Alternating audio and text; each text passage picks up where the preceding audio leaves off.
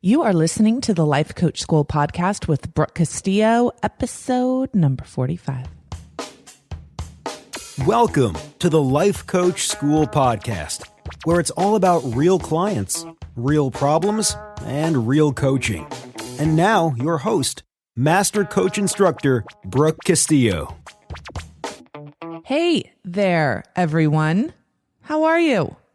I'm recording this in the wee hours of the morning. I usually record it in the afternoon, so it's so nice to have y'all with a cup of coffee.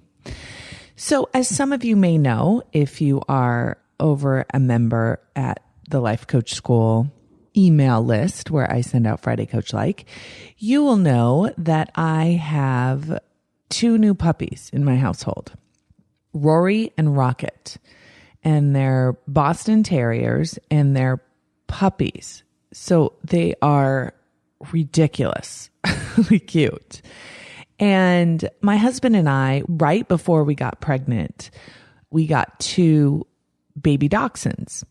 And we have had those dogs for 16 years.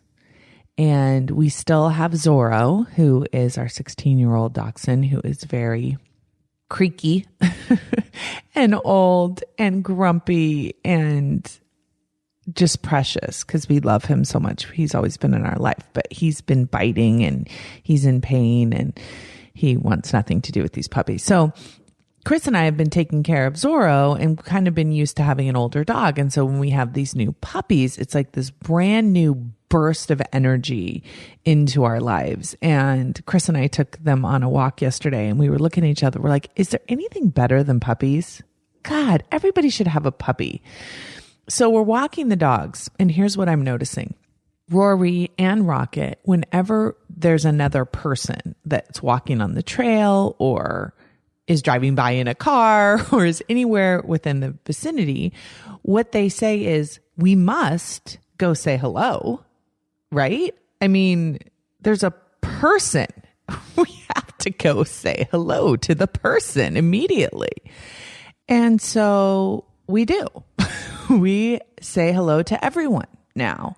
People that we would have walked by, maybe smiled, maybe said hello, we go up to and engage, and the puppies must kiss them, of course, because they're a person and they're in our vicinity.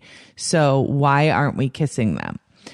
And I've met more people in the past 2 months than in my city than I've probably met in all the time before, because the puppies are like, it's a person. Hello. And I told Chris, I said, first of all, people come up to us as well because we have puppies, because it's a puppy and we must say hello. And so I had a woman come up to me and she's like, I know people must do this to you all the time when you have this puppy. And I said, you know, what's funny is we should do this to each other even when we don't have puppies. And I was telling Chris, I'm like, wouldn't it be cool if like we were all like puppies? If every time Chris, my husband, came home, I lost my mind with excitement. Like, oh my God, you're home, honey. Oh my God, I'm so happy to see you. Come kiss me, kiss me, kiss me, kiss me, kiss me, kiss me, kiss me. He wouldn't even have to come home after a long time. He could just like walk outside. And when he came back in, I would always be that excited to see him. I would always be that excited to see any person that came into my world.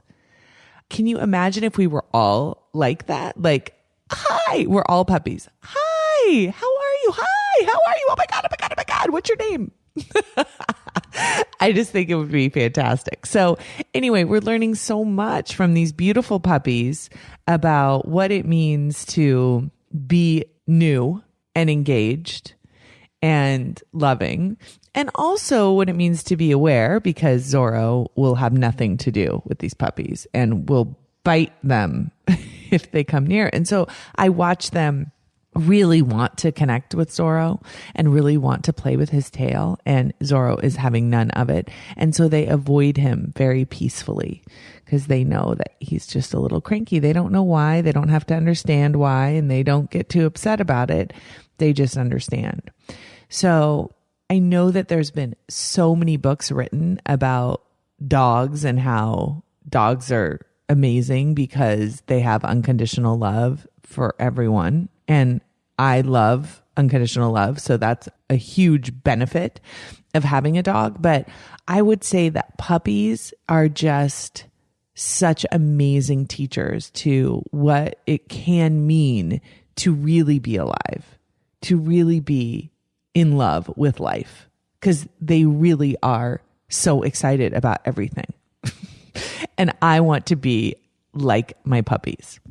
So Rory and Rocket, I'm sure there will be a book coming out soon. All right. So today I want to talk about some of the topics that you guys have been bringing up to me and some of the things that aren't clear to you and some of the things that you want to know more about. So this one's for Hannah. She wants to know what's the process of setting a specific goal. And I do have an episode, and I will put it in the show notes, on outcomes and goal settings that you can listen to. But I also want to address it here. Okay. So when I ask my clients, what do you want? When the answer is unclear, hidden, or vague, how do I dive deeper and get more specific? Right? She says, you seem to be able to set big picture goals, but do you ever set smaller goals and hope that will reveal a big picture goal to you? Okay. So when I set bigger goals, I have an idea of what I want. And it's very clear. And I would say that a lot of you are not clear on what you want. You're not clear on what your goal is. And I think that part of the problem is that you don't spend enough time with yourself. So you don't know yourself well enough to know what it is you truly want. And I really can relate to this because when I was first going through my weight loss process and really connecting and getting to know myself, I've told the story where I didn't even know what kind of flowers I liked. I went to the store to buy myself flowers and I didn't even know what kind of flowers I'd like. I'd always bought flowers that I thought someone else would like, or I bought flowers for someone else, or I bought flowers for a party. And what would everyone like to look at? I had never purchased flowers with me being the only consideration. What will I like to look at with no one else looking at it? I really had no idea. It was a stunning realization. And that was the least of the issue.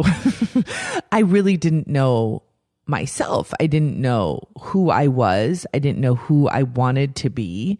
I didn't know what I wanted to develop in myself. And I didn't really know what I loved or what I wanted.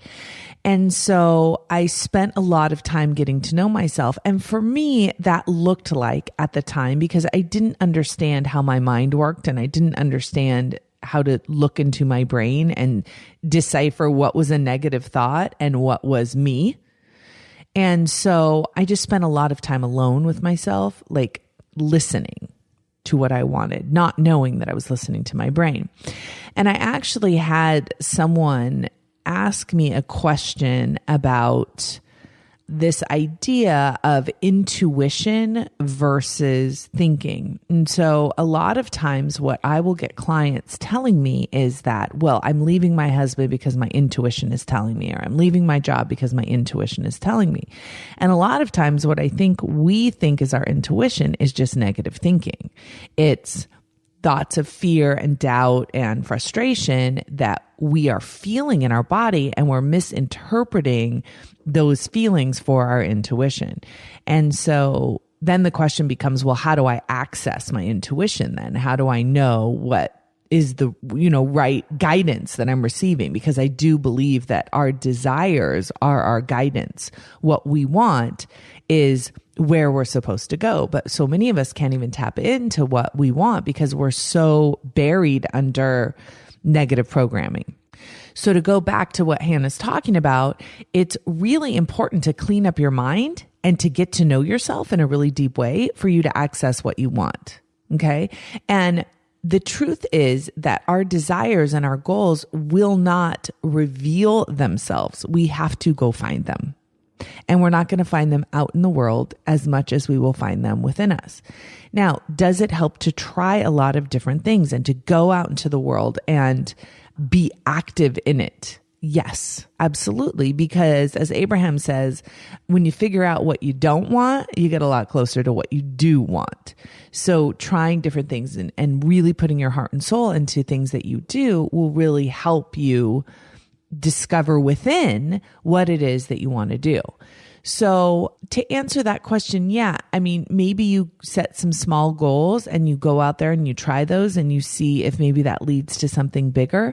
But I think that the more important activity that you can be doing is really cleaning up your mind so that your true intuition, your true desires will be uncovered, so to speak, right? The more you start living in line with deliberate thinking, the more you're going to access and connect to yourself.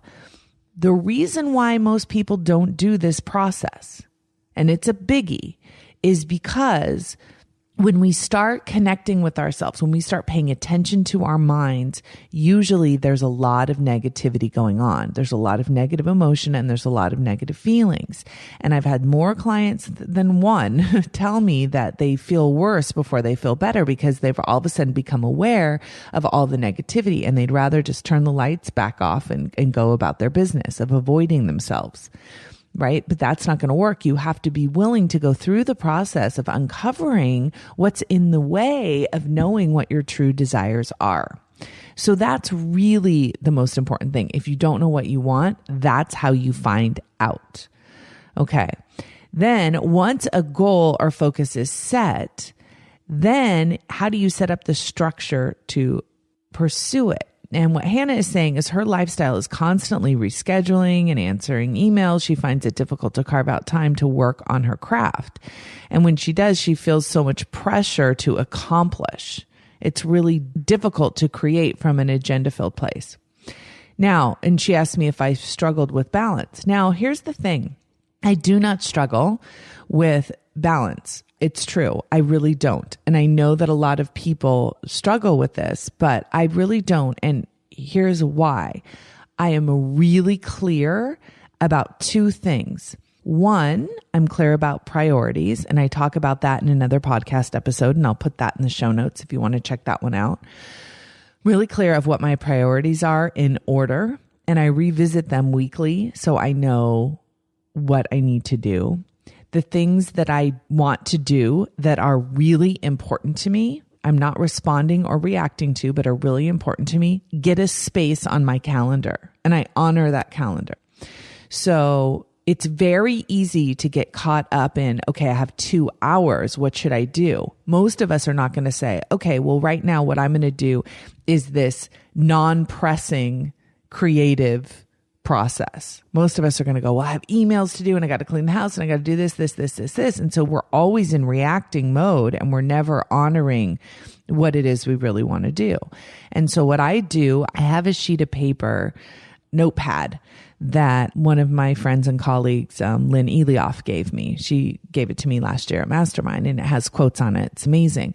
And so every week I sit and write down everything that is a priority to me that week in order of priority.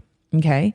Now I include everything on there and everything gets a spot on my schedule. And so I schedule time to be with the kids and I schedule time to, drive them to soccer practice and I schedule time to pick them up from school and I schedule time for dinner and I schedule time and actually I don't literally put the time for dinner on there. I just know when it is, but I do put everything else on there, right? Anything else that needs to happen.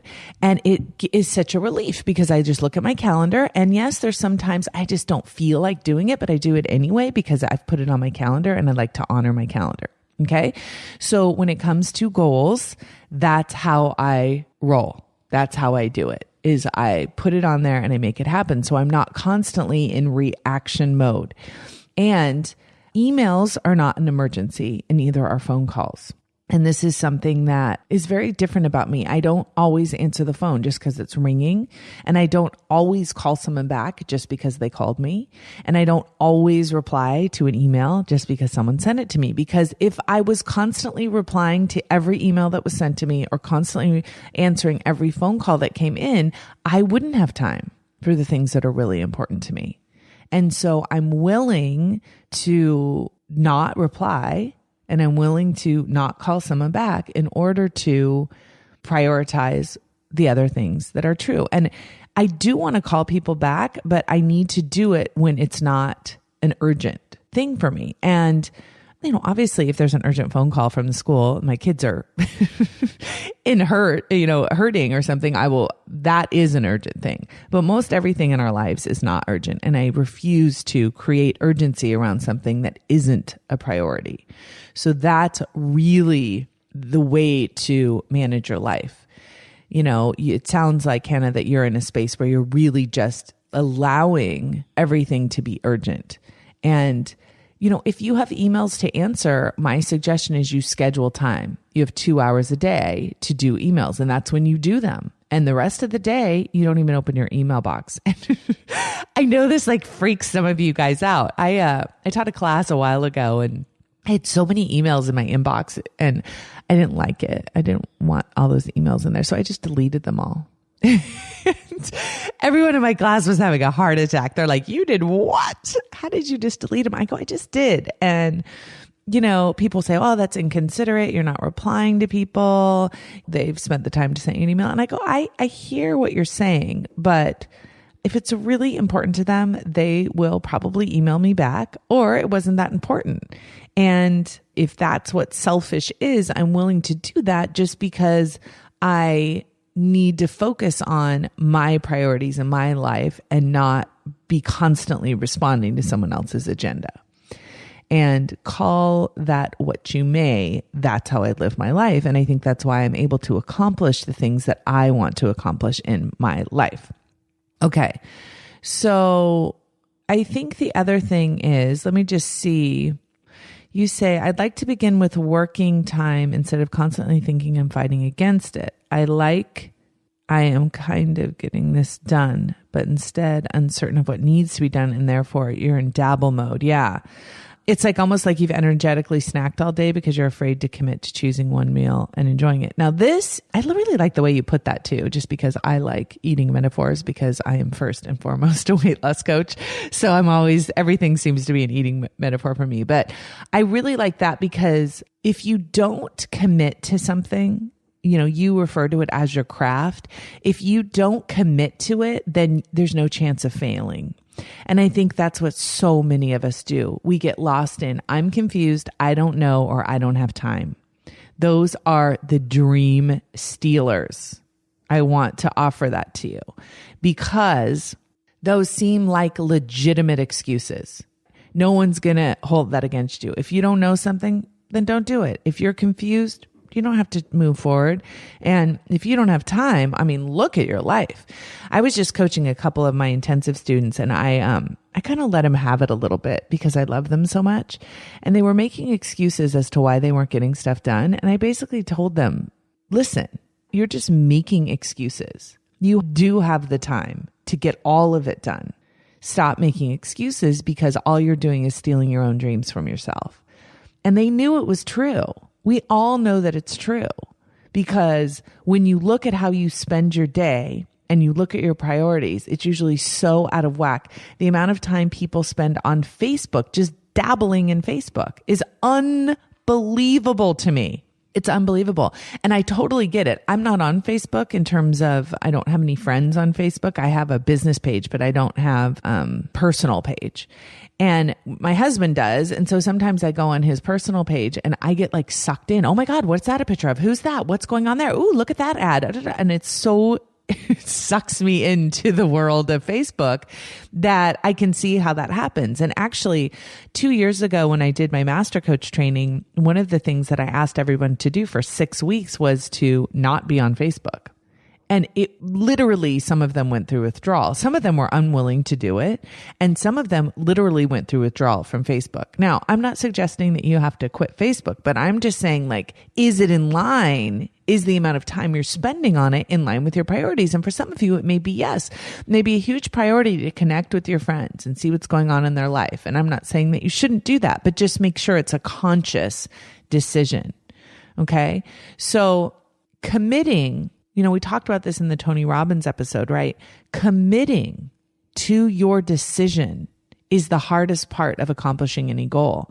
And so it sounds like you haven't committed. It sounds like you haven't, gone to the place where, you really are saying, this is what I want and I'm going to go get it. Now, the reason why people don't do that is because they're afraid they may fail. They're afraid they won't get it. And so they don't want to commit to it. And as long as they don't commit, they can be in this vague wonderland of, I don't know, I'm confused and I'm too busy. So I would say, even if you don't know if it's exactly what you want, I would say be willing to commit and go all out, because even if you end up getting something you don't want, you will have learned the skill of committing to something and working towards it. And that you can apply to anything else in your life as you discover more and more about yourself and have a deeper relationship with yourself so you understand it. Now, for those of you who've been married for a long time, or you've had a friend for a long time, or your kids are older, so you've been with them a long time, you know exactly what they want, right? Like, you can order a sandwich for them at Subway. You can order them a meal at a restaurant. You just know them, right? You know what they're going to like to do on vacation. You're going to know how they like the car to be kept, anything like that. You just know them so deeply. That's how you want to get to know yourself. You want to get to know yourself that deeply so you know exactly what you want. And the process of doing that is really through paying attention, acceptance, and then accessing your wisdom. Okay? It's really important that you take that time to spend with yourself, getting to know yourself. So that's really the difference between setting a goal and achieving it and not. Are you committed to it? Are you going all out to get it? Okay, so the next topic I want to cover is related, right? And it taps into the same idea of intuition versus negative thinking. And Brianna brings this up in a different topic, but it's the same concept. So Brianna's issue is she has developed anxiety when it comes to her boyfriend. And she's been in a relationship with him for 2.5 years, and she feels like they have a very loving relationship where they respect each other. But throughout their relationship, there's been a few events that she thinks weigh her down. She's found out on different occasions that her boyfriend was talking to an ex-girlfriend in secret or exchanging flirtatious emails with another girl. And when this happened, she totally flipped out and told her boyfriend that she was completely uncomfortable and incredibly hurt that this would happen. And this has happened with 3 different women over the course of the relationship and continued on and off for 2 years with one girl in particular. And regardless that nothing went beyond writing, she was crushed by it. And so because of this, she believes that that's why she developed anxiety and then getting gut feelings that something isn't right, fearing that something's going to happen again and letting her mind chase horrible thoughts down dark rabbit holes. And then going through his phone, assuming that something is happening. And so she's driving herself crazy, and it's hurting her relationship because it's incredibly difficult for her to stop doing these things. So she's really struggling with it. And so this is kind of the same concept that I was talking about in relation to how do you know what goals to set? How do you know what direction to go in your life? How do you know what you want? How do you separate out your intuition, your deepest desires from all of the noise and the negative thinking that's in the way? And I think that's the exact same thing that's going on here with Brianna, because she's like, okay, so I'm having these gut feelings that he might be doing some inappropriate things in our relationship, and he might be emailing girls, and he might be flirting, and he might be doing this stuff on the side. How do I know? Am I absolutely out of my mind and crazy and having these negative thoughts because of what had happened before? Or am I onto something? Is this really happening? Am I tapping into what's true? And that's a really challenging question, right? It's negative thinking versus intuition versus the truth. And how do we know what is what? And do we make ourselves crazy when we have a gut feeling and we don't know if it's a gut feeling or just a negative thought? And so she understands this concept. What she brings up here is that she understands this concept about the manual, and she has this idea that, and what she's calling the manual is that in my manual, he doesn't talk to other girls, right? And doesn't flirt with other girls. And that's unacceptable. And so the concept that I teach about the manual is that we all do have these expectations of how other people behave. And when they don't behave that way, we are crushed. We are upset. Now, there may be a mutual understanding in these relationships, right? You may say, look, I'm not going to cheat on you. You're not going to cheat on me. So you have kind of that manual for each other, and you expect that that person will honor that manual. Now, I don't think there's anything wrong with that. It's just knowing that if they don't follow what you have set out for them, that you are going to be crushed. And the truth is, and this is so hard for so many of you to hear, the truth is people are allowed to do whatever they want in their lives. I have a client right now who's been married for 35 years, and her husband has been cheating on her. And that is one of the hardest things for her to wrap her mind around. And I love her so much. And I know that it's excruciatingly painful the way that she's thinking about it. But I have to let her know, and everybody know, that other people are allowed to do whatever they want in their lives, with or without your consent. Everybody's allowed to do whatever they want in their lives. And we can try and control them, and we can try and change them, but they're still allowed to do whatever they want in their lives. But here's the best news. You're allowed to do whatever you want in your life, right? So where you are right now here is trying to understand, are you crazy for thinking these things, or are you on to something and you don't know? And so it's making you behave in a way that you don't want to behave. So the first thing that you have to do is your own coaching on yourself and cleaning up your own thoughts about this. Now, that is not to say, just because other people are allowed to do whatever they want in their life does not mean that you have to stay with them. It doesn't mean that you have to not say anything about it. It doesn't mean that you don't have conversations, and it doesn't mean possibly that you get upset about it. But just know that the reason you're getting upset about it is because you have a manual agreement, right? So you have an expectation of them, of how they'll behave, and they're not following through on it. Okay. And so you get to decide what you're going to do about it. Now, here's the big difference. And this is the difference I've been teaching you guys between manuals and boundaries. Manuals are, you have a book for how you want someone else to behave. That is typically going to cause you a lot of pain if they don't follow that manual, right? It's no problem having a manual for someone if they follow it perfectly. For example, I have a manual for my husband, Chris, that he would never hit me. Well, he's never hit me, and he has no intention of hitting me. And so it's not a problem.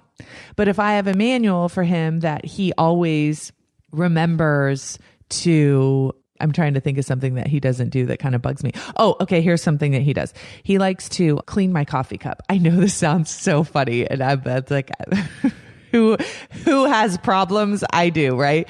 Chris likes to pour out my coffee and put my cup in the dishwasher before I'm done drinking the coffee.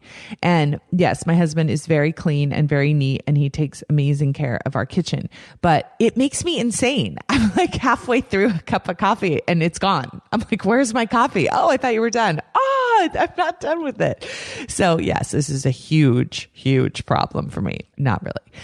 But anyway, so I have this manual. You will not take my coffee cup and pour the coffee out, please. But he still does. And it's like, my expectation is that he won't. And so I'm going to be upset if he does. Okay. And that's just a really silly example, but it's one of those things that he's going to do what he does, right? That's how he's going to roll.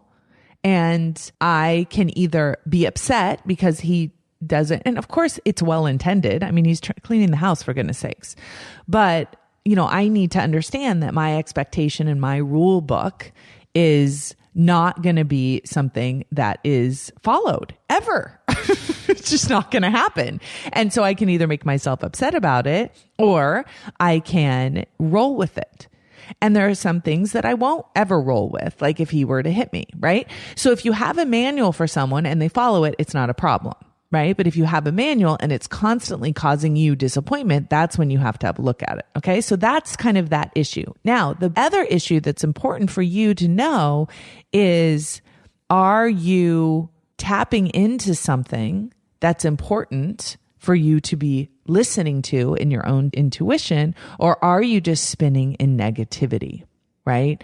How do you access your wisdom? How do you access the truth of what's going on with you?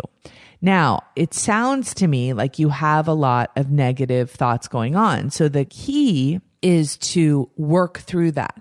So when you ask yourself these questions, how could he do that to me? Why would he hurt me like this? Why does this keep happening? Is it going to happen again? I can't trust him. All of those thoughts need to be cleaned up and answered. Like, you need to ask yourself, how could he do that to you?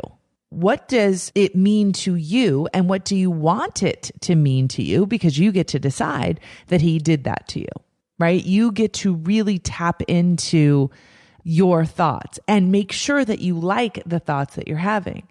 Are you trying to go into denial because you don't want him to have done it? Or are you really just trying to have a healthy, wonderful relationship with your boyfriend? Only you can know that, but you have to clean all of that thinking up so you can really know if what you're feeling is based on the truth and you're trying to access that, or are you just spinning a negative emotion? Okay. So what I recommend you do, and this is for you too, Hannah, like with your thoughts about all the stuff that you have to do, and that's why you can't work on your craft. And for you here, Brianna, all of the thoughts you have about your boyfriend, and so you can't access your true wisdom. Really write them all down and have a look at them. Really pay attention to, are these just buzzing noise in my head? And what do I want to believe here? And why do I want to believe it? So it sounds like you really want to believe that your boyfriend has changed and that he won't do it again. But why do you want to believe that? This is so key, because if the reason you want to believe that is because you're afraid that he's going to do it again, you need to clean that up too. If the reason you want to believe that is because you genuinely know that he won't do it again, which, by the way, you can't ever know, right? But you genuinely want to believe that, then that is your reason behind it, and it's coming from a really positive place. But I want to offer just one thing here. I think people do what they do. And I think if they've done it once, there's a likely chance that they could do it again. And if they've done it more than once, there's a higher chance that they'll do it again. And it doesn't mean that you have to leave him either. It just means that you get to decide what it means to you to be with someone that does that. And it doesn't have to mean something really negative. It can mean something that works for you. But you really need to tell yourself the truth. One of the things that I'm working with my other client that I was telling you about is that she kept giving herself ultimatums, that if her husband cheated, it meant she had to leave. And I told her, I said, it doesn't mean that. You're in control here. You can decide whether you leave or not. And when you give yourself an ultimatum and you don't really want to leave, that's when you go into denial because you don't want to find out about these things. So the energy, Brianna, that you're bringing to your relationship is you're trying to find out something, but you don't really want to find it out, right? So you're going through his phone and doing all that, but you don't want to find out that he's cheating. So that's what's creating this tremendous amount of anxiety in you that has nothing to do with him, actually. Like, you get to decide. So imagine if you're in the relationship and you believe this could happen again, and I know that. I'm not pretending like it couldn't, right? You're going to be in a much more peaceful place than if you are constantly trying to convince yourself that it would never happen again. And that's what brings up so much anxiety, because you don't know that for sure. Okay. So really allowing other people to be what they are and knowing that it might happen again and finding a way to be at peace with that is going to help you be so much more in tune. Because if you're at peace with yourself and the reality that other people are allowed to do what they want, you're going to be able to tap into that intuition and tap into that connection with yourself in a much deeper way, that you'll be able to recognize true wisdom as opposed to negative thinking. And that's kind of been the whole point of both of these examples, is to really help you guys understand, when are you in a negative thought spiral and when are you really just tapping into what you truly want and what's truly important to you. I think that's the work of our lives. I think the more time we spend understanding that difference, the closer we will be to our truest desires, our truest life, and then ultimately our destiny. So this has been a pretty heavy topic. We've gone into some pretty deep stuff here. So if you have any questions about any of it or you want to make a comment, please come to thelifecoachschool.com/45. When you go there, it will take you to this podcast on my website where you will be able to leave a comment. Some of you have asked how to leave a comment. That's how you do it. I'd love to see you there. And I will talk to you all next week. Take care. Bye-bye. Thank you for listening to the Life Coach School podcast. It would be incredibly awesome if you would take a moment to write a quick review on iTunes. For any questions, comments, or coaching issues you would like to hear on the show, please visit us at www.thelifecoachschool.com.